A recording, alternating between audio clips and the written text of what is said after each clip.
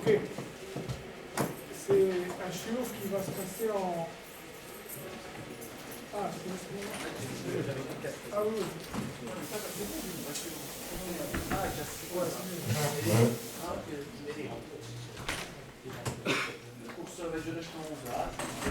Pas tout ça, pas Voilà, on va. la première page. Quelle page? Page Vav. C'est la première page en vérité. Page Vav. Oh, Vav. C'est la première page. Pour ceux qui ont des papiers là, c'est donc le sujet déjà le sujet du cours, ça sera un chiot en 2 semaines, il n'y a pas de chance, c'est un sujet un peu plus... Oui.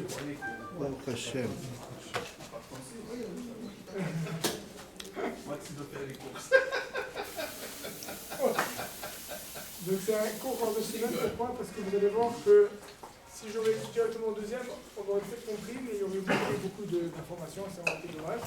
Donc on va parler un peu de Ilchot Shabbat. Ilchot Shabbat. Maintenant, le cours de cette semaine, c'est très général. C'est un concept de Ilchot Shabbat, très général. Mais éventuellement, on va rentrer la semaine prochaine dans Ilchot Kosher ou Matir. C'est quoi Kosher ou Matir? C'est faire des nœuds. Hein? C'est comme les séries. Ah, c'est bien. Là, j'essaie de faire tout la même semaine, mais des fois c'est pas possible. En tout cas, alors le show de cette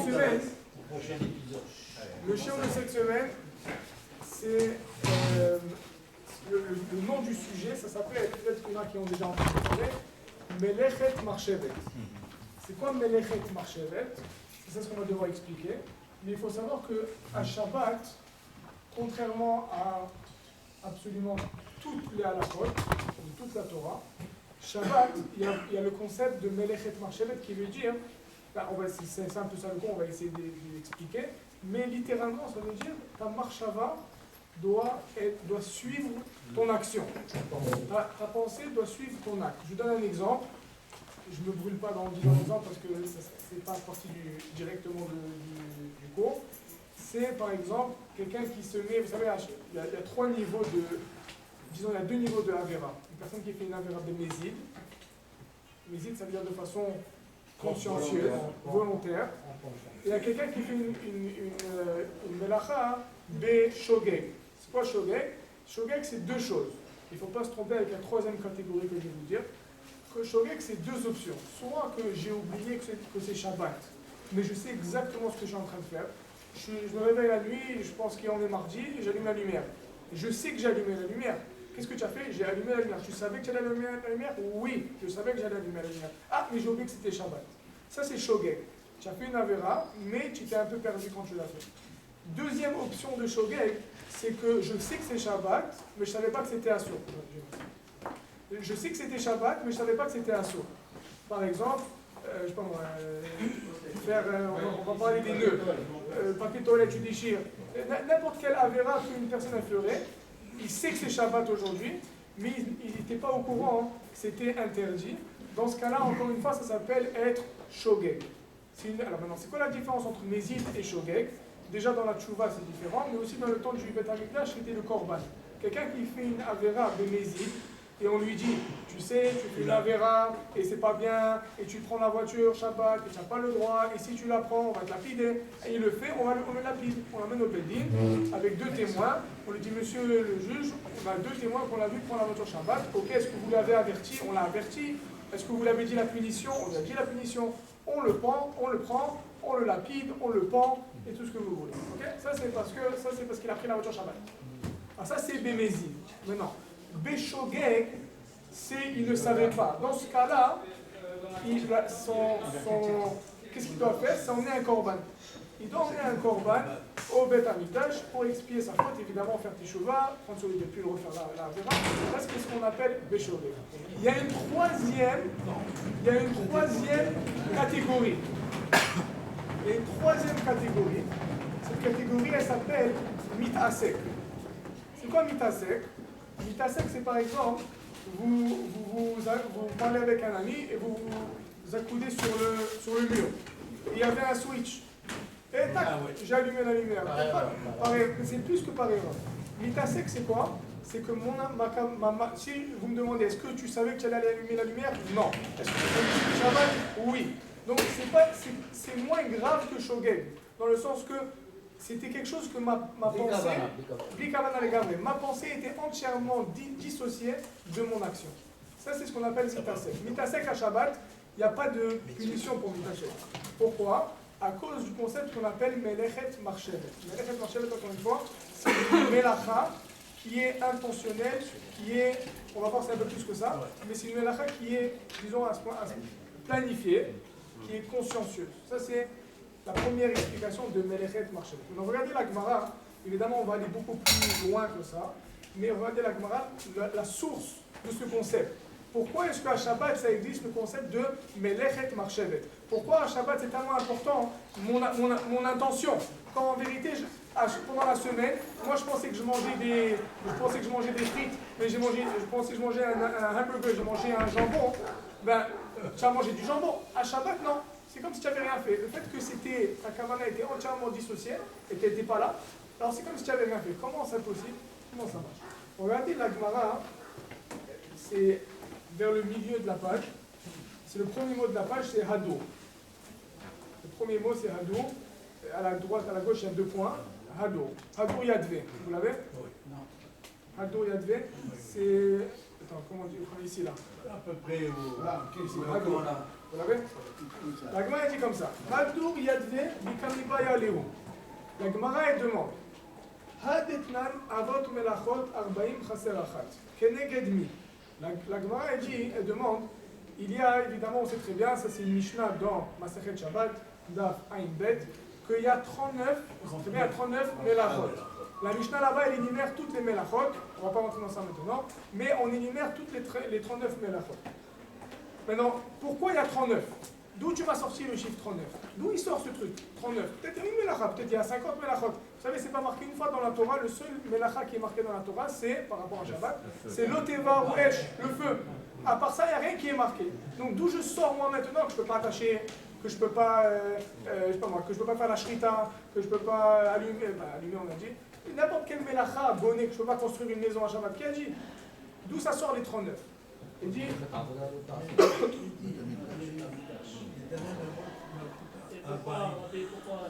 C'est trop. Ouais, la question. On va pas entendre ça, mais c'est... Amar Lihu, mais c'est une très bonne question. Amar Lihu Rabbi Hanina Bar Chama. Rabbi Hanina Bar Chama, on va voir ici qu'il y a une marloquette. Rabbi Hanina Bar Chama lui dit, le 39 il vient de où? Vous savez d'où il vient? Il vient Keneged Avodot HaMishkan. Par rapport aux Avodot, au Mishkan, les travaux du Mishkan. Vous savez qu'au Mishkan, on a demandé à Soulaim Oreg, il devait faire il devait tisser, on apprend le, comment on appelle ça, de ne pas faire des nœuds à Shabbat, de fait qu'ils avaient le filazone. Vous savez, il y avait le petit poisson là, bleu, il y avait un filazone, il fallait l'attraper. Comment on l'attrape? On fait des filets. Comment les pêcheurs ils attrapent des trucs? Ils font des filets. Les filets, des fois ils se défait. Tac, il venait, il faisait un nœud. Là, on apprend que ça interdit de faire un nœud à Shabbat. Mais tout, on apprend du Mishkan. Oui, alors il y avait une couleur dans le Mishkan. C'est un poisson, ça. Non, la zone, c'est un poisson. Mais son sang, il était bleu. Il était mis dans le Mishkan, sur les murs du Mishkan. Donc, Amar, ça c'est l'opinion de Rabbi Hanina Bar Chama. Rabbi Hanina Bar Chama, il dit que les 39 Melachot de Shabbat proviennent des 39 Melachot, les 39 travaux qu'il y avait au Mishkan. Amar Lihu Rabbi Yonatan be Rabbi Elazar. Car Amar Rabbi Shimon be Rabbi Yosef ben Nikunya.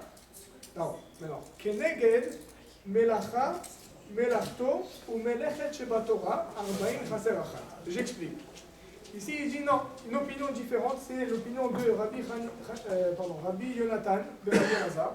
Il lui dit que non, d'où j'ai sorti les 39, c'est intéressant. J'ai sorti les 39 que dans toute la Torah. Prenez toute la Torah, vous comptez combien de fois c'est marqué Melacha, ou bien slash Melachto, ou bien Melechet. C'est marqué 39 fois. Alors il dit, toute la Torah, par contre, vas-y, 1, 2, 1, 39. Wow. Alors par rapport, et qu'est-ce qui est interdit à faire Shabbat? Les Melachot. Donc j'apprends qu'il y a 39 Melachot, du fait qu'il y a marqué 39 fois dans la Torah, Melacha. C'est bon? Ça, c'est la deuxième opinion. Donc, première opinion, c'est par rapport aux 39 travaux au Mishkan. Deuxième opinion, c'est par rapport aux 39 fois que c'est marqué dans la Torah, Melacha. Maintenant, regardez, ça c'est intéressant. Vous allez compter. Qu'est-ce qu'il demande Rav Yosef? Baï Rav Yosef. Rav Yosef demande. Maintenant, je vais vous dire, je vais vous ajouter un petit peu avant de poser la question de Rav Yosef. Rav Yosef, il est parti compter et il a trouvé 40. Il n'a pas trouvé 39. Donc lui, il demande. Il y a un en plus. Il y a un qui ne fait pas partie des 39. C'est lequel? C'est quoi la question? C'est marqué chez Yosef Hatzadik. Vayavo habaita la'asot melachto miminyanahu olo. Il demande. C'est marqué chez Yosef Hatzadik. Il est venu, Yosef Hatzadik, vous savez, avec le Nisayon de Potiphar, la femme de Potiphar. Il est venu, c'est marqué le pasuk, il est venu à la maison pour faire sa melacha, pour venir travailler. Okay? Alors on veut savoir, est-ce que ce travail-là aussi fait partie des 39, oui ou non? C'est quoi la question? Pourquoi est-ce qu'on pose? Pourquoi on prend ce pasuk-là de façon spécifique? Parce qu'on sait très bien, la Gemara va dire plus tard, qu'il y a une marloquette. Qu'est-ce que ce pasuk veut dire? Qu'est-ce que Yosef est venu faire ce jour-là? Est-ce qu'il est venu faire Chadamar, Melarto, Mamash? Un qui dit non, il est venu travailler, c'était une bonne personne, il est venu travailler. L'autre, il est venu, il a dit non. Parce que pour faire sa melacha, qui était de tomber dans le piège de la femme de Potiphar.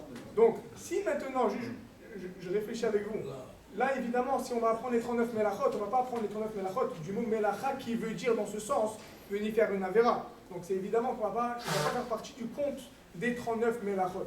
Donc ça va dépendre de quelle opinion on va suivre. Est-ce qu'on va suivre l'opinion de celui qui dit que c'est une melacha mamash? Si c'est une melacha mamash, alors lui il va faire partie du compte des 39.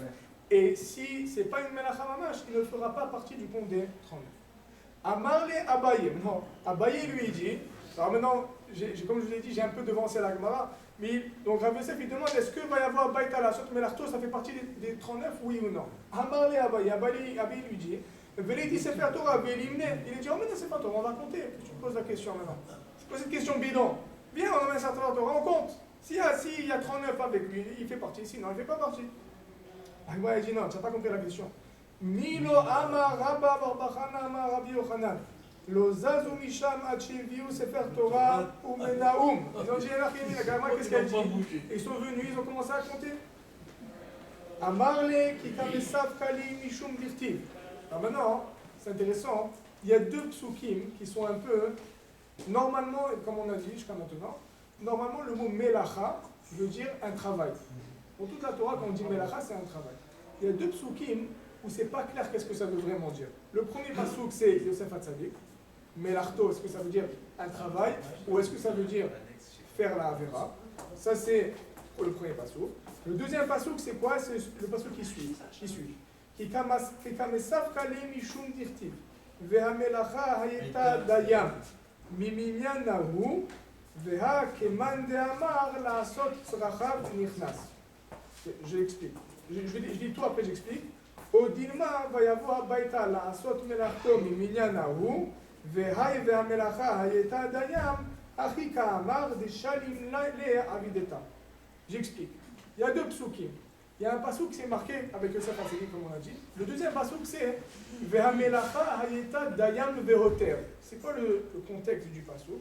Le contexte du pasuk, c'est lorsque Am Israël est venu dans le désert, Moshe Rabbeinu il a demandé, emmenez-moi les affaires, les matières premières. Là maintenant on parle entièrement de matières premières. Emmenez-moi toutes les matières premières. Ils emmènent toutes les matières premières. Le pasuk est très laid, Vargaman, Tolachani, Shesh, Ivim, Rotelim, etc. Le pasuk il dit à la fin de tout ça, Vehamelacha hayeta dayam vehoter. La melacha, il faut voir ce que ça veut dire ici, mais littéralement ça voudrait dire le stock. Le stock il était suffisant et on avait même assez, il y en avait assez. Vehoter même plus. Melacha, on ne peut pas l'associer avec Avoda, parce que sinon on prendrait Avodat Hashem comme Avoda, comme Melacha. La Mishnah des fois dit que c'est une Melacha, une bonne Melacha. Oui, mais on ne peut pas la considérer à ce moment-là. On ne peut pas la considérer. La troisième Mishnah dans Pirkei Avot. avec תהיו משם שימת הרב על מנת שלא לקבל פרס. זה משנה למה c'est quoi? C'est une melacha. C'est comme une melacha, un On ne peut pas evet le qui compter vient. maintenant. Pourquoi pas?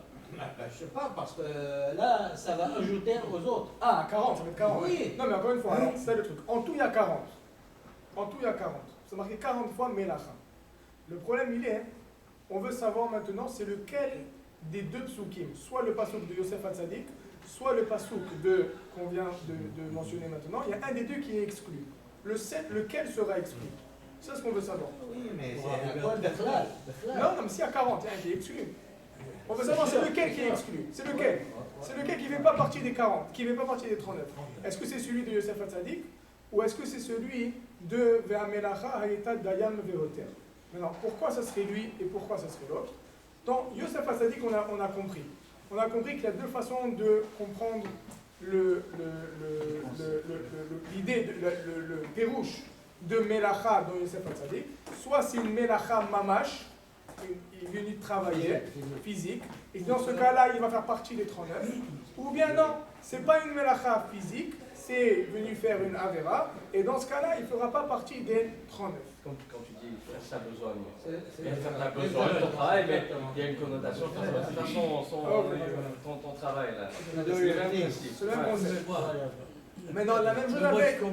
je ne veux pas comparer, faire la différence. Il y a une différence entre faire sa melacha. Est-ce que le truc qui dit, est-ce qu'il est venu pour faire la Avera? Il y a deux pérouchim.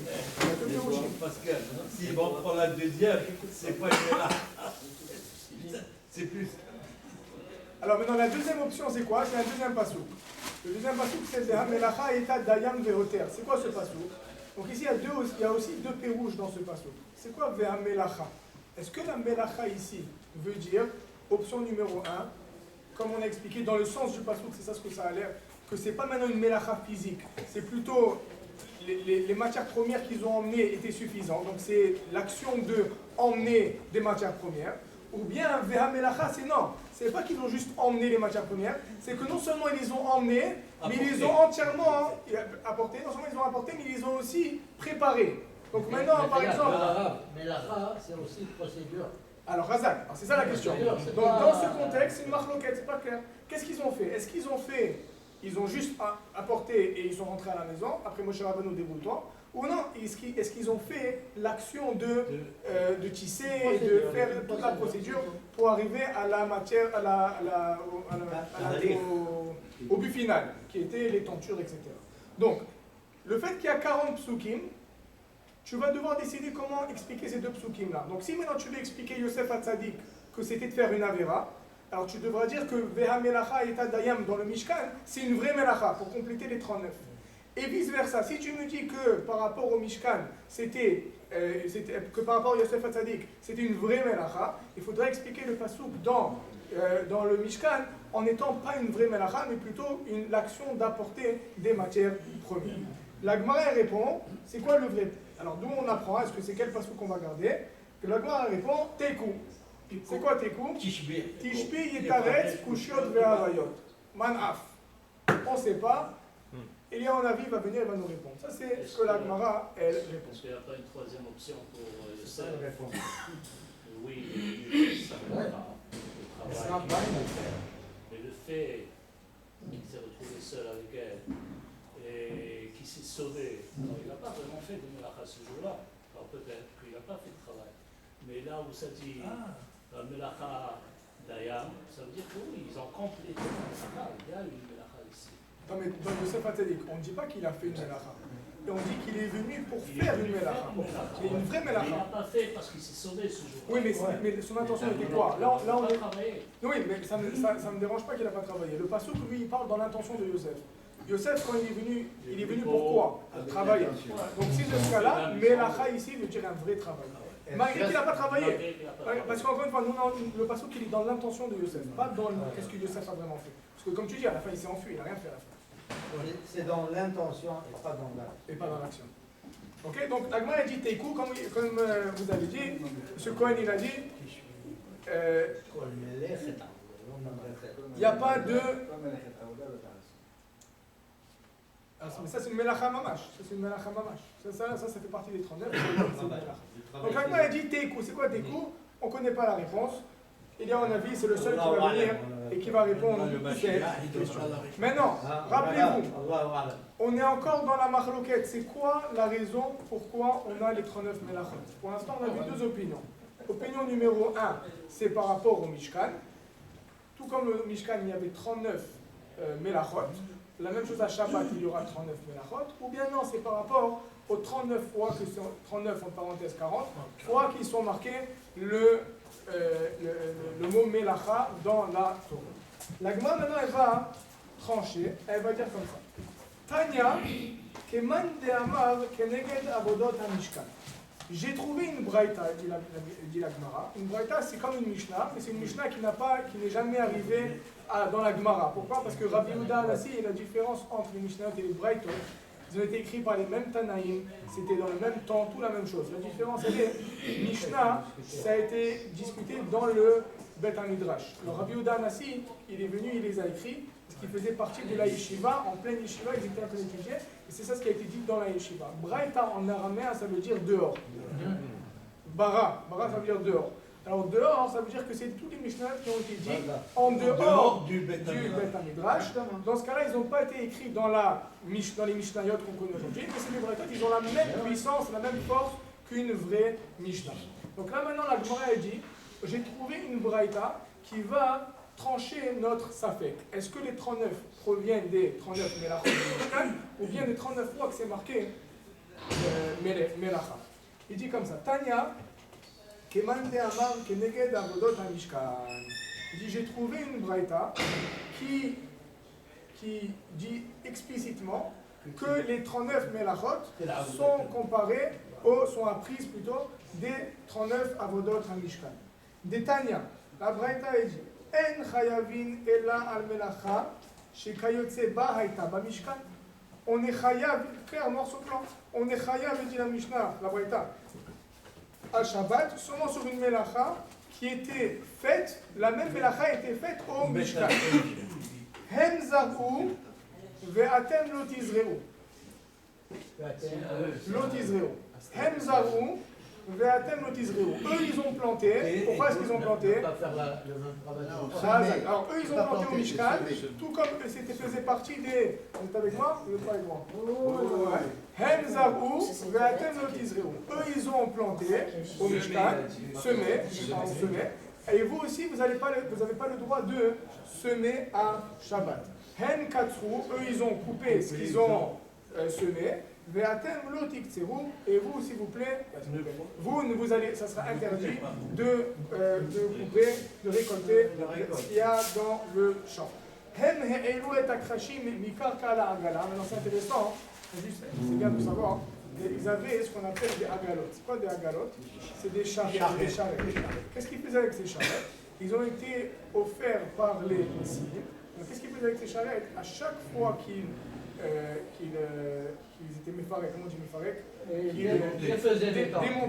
Qui démontaient le Mishkan, ils mettaient, imaginez-vous, il y avait des poutres de bois très très longues, et ils les mettaient sur les charrettes.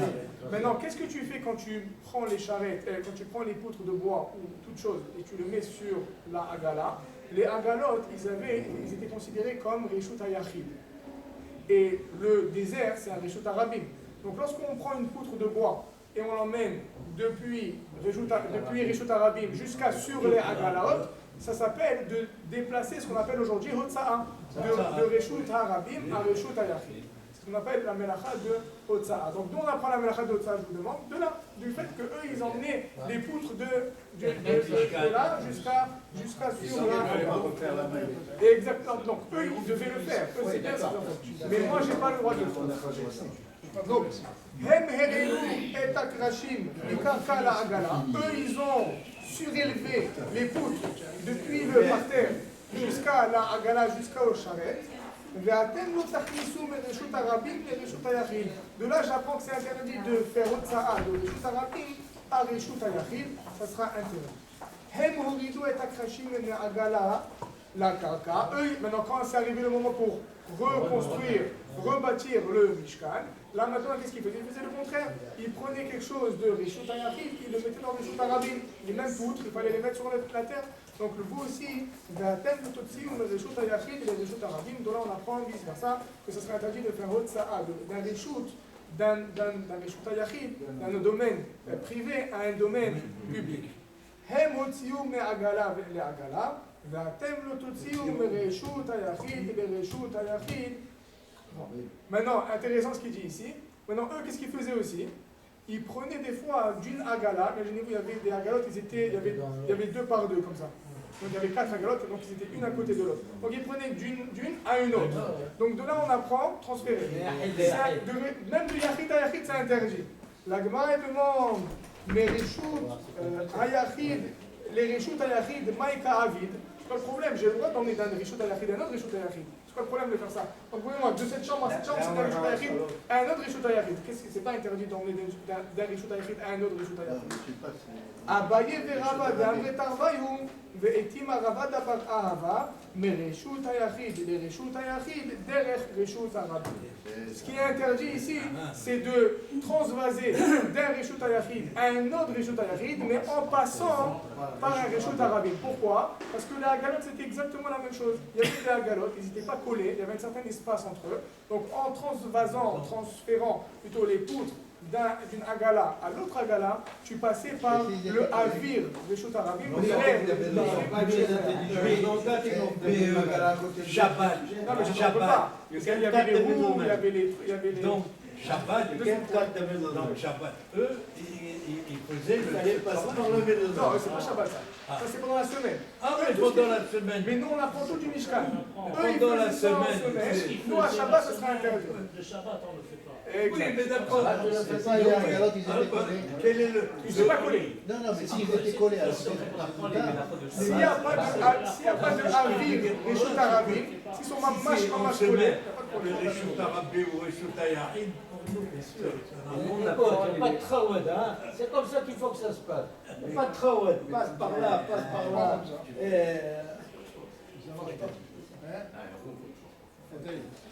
Ok.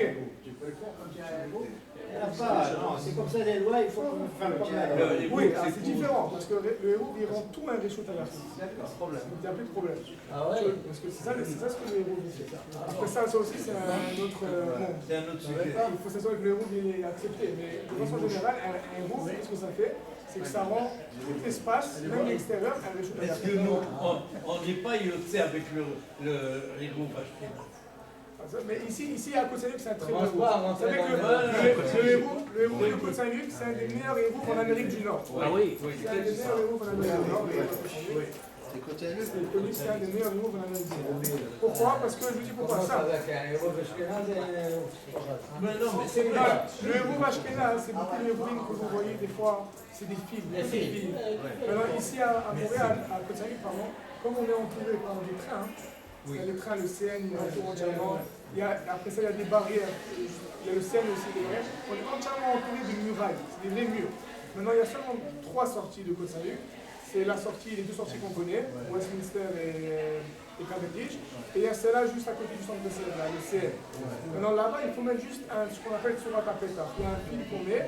Et ça doit être maxi. Il y a aussi des halakhot qu'on va le faire, etc. Mais ça rend mamash un reshoot. Ça rend un reshoot à Yachid. Mais vous savez que c'est intéressant de savoir qu'il y a des gens chaque semaine qui font le tour, c'est pas tombé. Nous à Bruxelles, comme on est juste devant, beaucoup de fois quand il tombe, on est capable de On me demande toujours. on voit le fil. Alors si on tombe, on voit le fil. Les camions. Il est très fin. C'est un fil de pêche. Oui, Alors vous pouvez passer à côté. Ça peut être un fil noir, un Non, fil ici, il faut mettre ces fils de pêche. Alors vous pouvez, si vous avez vraiment proche, C'est tout le temps. si un jour je passe par là-bas, il y a 2 poteaux en métal qui sortent. En haut du poteau en métal, tu vas avoir un fil blanc. Alors des fois, quand il y a des gros camions, tout ça, C'est good. Parfait. Aussi, Cavendish, en haut du pont, tu vas avoir le fil. Tu réalises pas parce que tu passes. Il est de haut à haut. Jusqu'à Indy. Jusqu'à Dikari, non? Non, le nôtre, ça s'arrête au pont. Après ça, Amsterdam, ils ont un autre. Mais non, celui-là d'Amsterdam, il n'est pas aussi bon que le nôtre. Ça, c'est juste pour savoir. Seulement, à Côte-Salib, c'est le meilleur, un des plus meilleurs en Amérique du Nord. À Chomélie, il est pas mal. Il est pas mal. Parce que là-bas, ils ont des autoroutes. Ils ont des barres. Mais vous voulez rigoler? La mosquée, elle a fait des problèmes. Ils ont construit, tu sais, là-bas, à côté de la mosquée, ils ont construit une mosquée là-bas. Moi, j'ai une immense mosquée là. Sous le alors là-bas, juste derrière eux, il y avait un truc des roues. Alors les camionneurs, quand ils sont venus, ils ont acheté tout. Alors ça a pris du temps. Pendant 2 mois, il n'y avait pas des roues. Et même comment ça passe avec les beepers. Avec les beepers. Allez, regardez la prochaine page. Regardez la prochaine page. Non, en fait, pardon, je ne sais pas si je l'ai imprimé.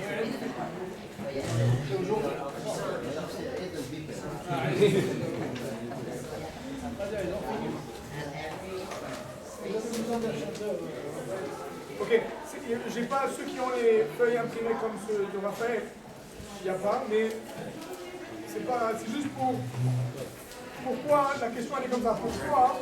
C'est très simple comme question et très simple comme réponse, mais c'est juste intéressant de savoir. Pourquoi est-ce qu'on juxtapose? Ça veut dire, on va faire les vrais juifs. On va poser une question sur la question. Ouais. D'où on sort, maintenant on a accepté qu'on va apprendre les 39 mélachot de Shabbat. On va les apprendre par rapport aux mélachot du Mishkan. La question simple c'est pourquoi? C'est quoi le rapport entre le Mishkan et Shabbat? Il n'y a pas de rapport. Alors la réponse elle est simple. C'est que dans la Torah, on a un concept qui s'appelle comme ça. Smuchim. Quoi Smuchim? C'est que lorsque tu as des concepts qui se suivent dans la Torah, Hachem a écrit la Torah, ouais, Moshe Rabbeinu a écrit la Torah, Moshe Rabbeinu a reçu la Torah d'Hachem. Et il y a maintenant, il y a des séquences. Des fois, qui sont des séquences un peu, on aurait pensé aléatoires. Par exemple, je vous donne un exemple, la Gemara demande dans la paracha de Sota, ouais, la femme qui est Sota, juste après, il y a la paracha de Nazir. Il y a la paracha de Nazir. La Gemara demande pourquoi est-ce qu'on a collé Sota avec Nazir? Il n'y a aucun rapport Sota et Nazir. On a juste quoi? Des juxtapositions. Pourquoi est-ce qu'on a juxtaposé Sota et Nazir? On a fait ça. Ici aussi, il te dit la même chose. Ici, on voit dans les psukim quelque chose d'intéressant. C'est qu'il y a une juxtaposition qui est probable. Vous lisez les psukim, vous dites ça n'a rien à voir dans la paracha. Mais oui, ça a à voir. Demain, on apprend beaucoup dans la parole. Entre Ilchot Shabbat et les mélachot du Mishkan. Où on voit ça? Je n'ai pas imprimé, vous l'avez. Dans Parashat Vayakel. Tout la Parashat Vayakel, celui qui parle Corée va savoir, tout Parashat Vayakel, elle parle entièrement et uniquement du Mishkan. Comment est-ce qu'il commence? C'est intéressant. Comment est-ce qu'il commence?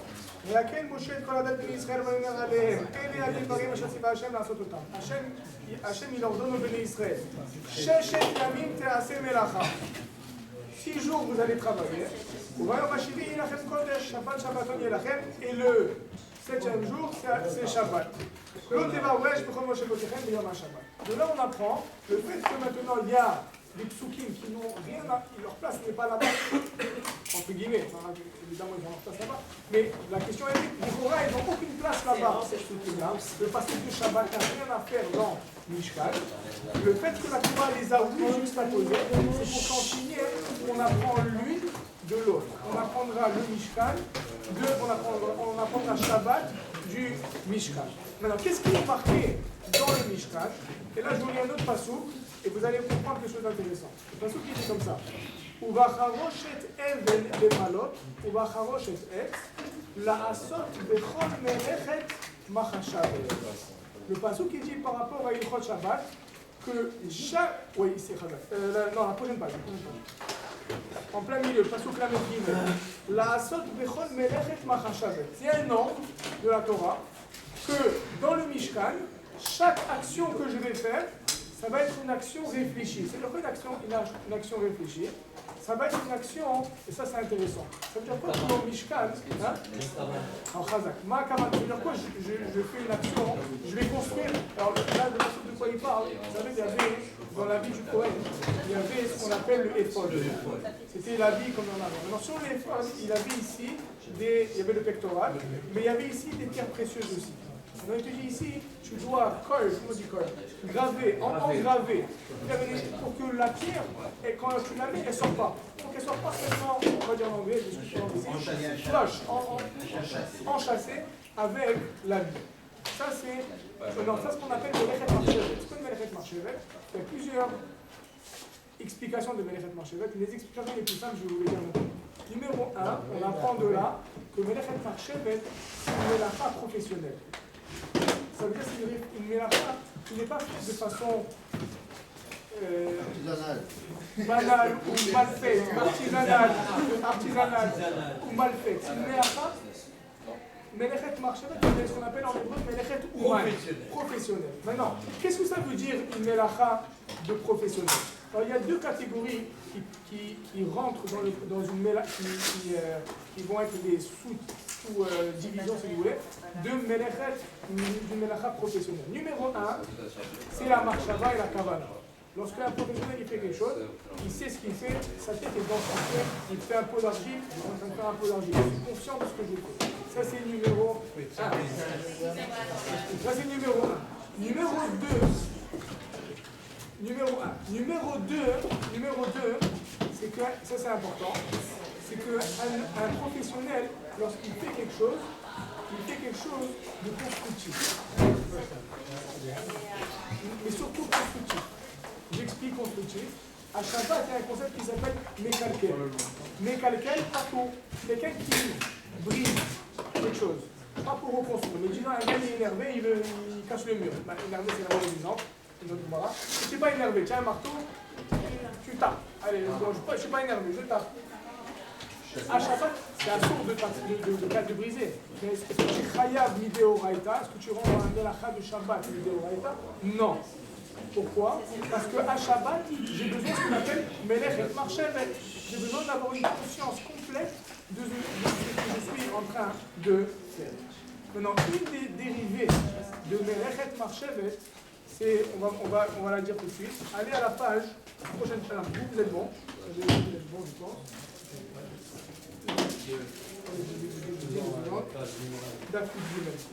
Non, ok. Prochaine page. On n'a pas d'application.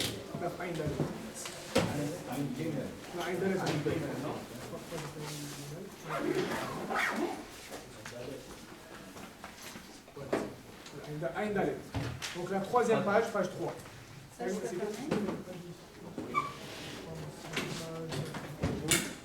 c'est Yud Gimel. Vous, c'est page 3. Ah, en bas. C'est une très petite Gemara qui est très intéressante et elle va nous ouvrir beaucoup de portes. Là, Yud Gimel, page Yud Gimel, en bas.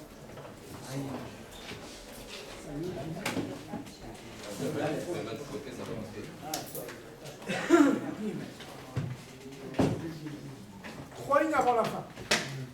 Trois lignes avant la fin. La Gemara dit comme ça. Une des mélachot du Mishkan, c'est Tofer. Quoi Tofer? Coudre. Comme on a dit.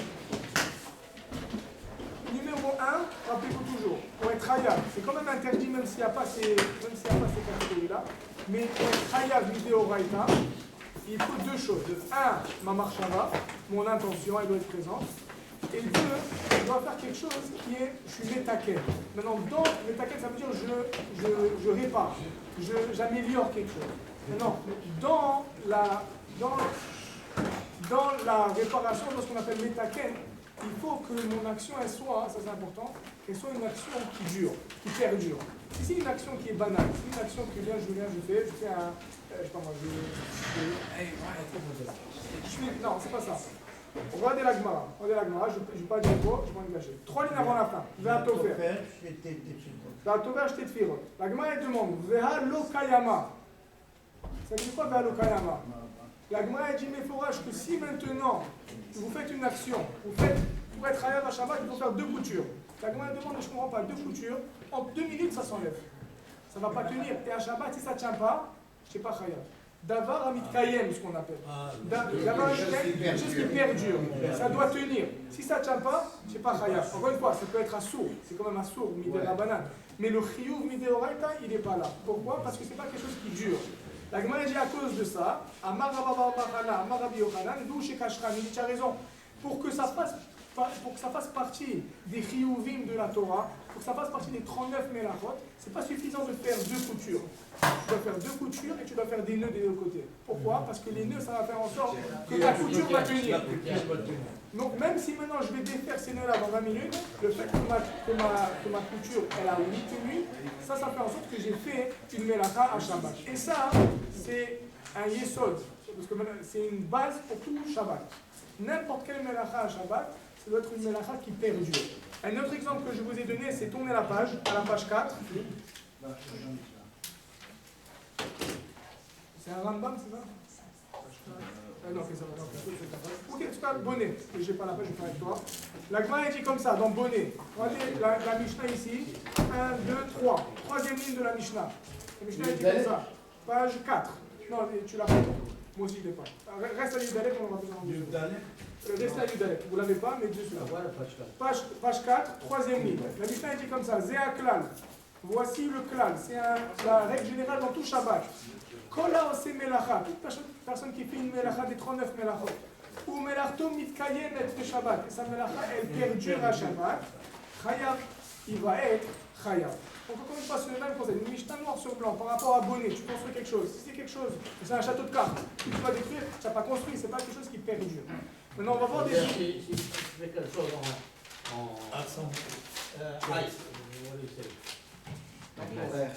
de glace. De glace, ça va fondre. Ça veut dire que ça, c'est pas hayab. C'est peut-être un saut, mais ça sera peut-être pas hayab. Au Canada, c'est pas des Au Canada, c'est hayab. Maintenant, regardez des exemples. Si c'est l'hiver, ça reste. Regardez des exemples. Ici, on met des exemples. Ouais, ici. Va à la page Rav Dalet. Tournez à la page 6. La page 6.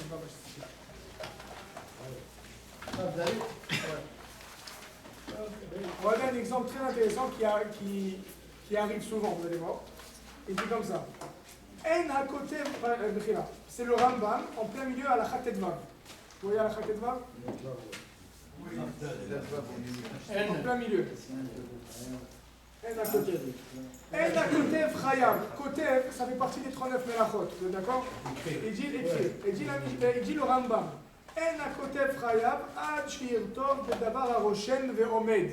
Pour être chayav à Shabbat, la chose avec laquelle tu écris doit être quelque chose qui perdure. Kegon, exemple, dio c'est de l'encre. Ve shachor c'était des autres types d'encre qu'ils avaient. C'est l'encre de Chine. Ve sikra, ve kumus, ve kankantum, ve chayotse pahem. Kankantum c'est des plantes tout ça en fait. Qui avec ça, il faisait de l'encre, mais c'est des choses qui sont permanentes. Tu écris avec ça, tu es chayav. Tu écris avec quelque chose qui n'est pas permanent, alors là, c'est un problème. C'est quand même un sourd de le faire, à Shabbat. Mais est-ce que tu es chayav vidéoraita? Non, tu n'es pas chayav. Comme la craie. La craie aussi, ça tient. Non, la craie ne tient pas. Parce qu'on peut effacer. Ça y est, c'est parti. Non, mais quand je dis ça ne tient pas, ça veut dire sans quelque chose d'extérieur. Il y a des choses, vous allez voir, par eux-mêmes, ils se diluent. C'est donc invisible, ou bien dans le sable, ou bien Il y a aussi de l'encre, qui se dissout. C'est ça. Alors voilà, donc cette encre-là, à Shabbat, c'est pas chayav, c'est quand même un sourd. Tu ne serais pas chayav minatora parce que, encore une fois, à cause de quoi? À cause, il y a un moteur d'un Shabbat qui s'appelle Melechet Marchevet. Parce que, qu'est-ce que je m'en fous avec quoi? Qu'est-ce que ça me change? À la fin de la journée, tu as écrit, c'est marqué A, B, C, D sur le mur. Non, à Shabbat, il y a Melechet Marchevet. Melechet Marchevet, ça veut dire, il y a Melechet Marchevet qui est un Marshava, un Kavana, et deux, quelque chose de professionnel. Un professionnel, il ne fait pas des choses bidons. Un professionnel, il ne fait pas quelque chose qui se dissout après 25 minutes. Oui, mais il y a une chose là. Idiot,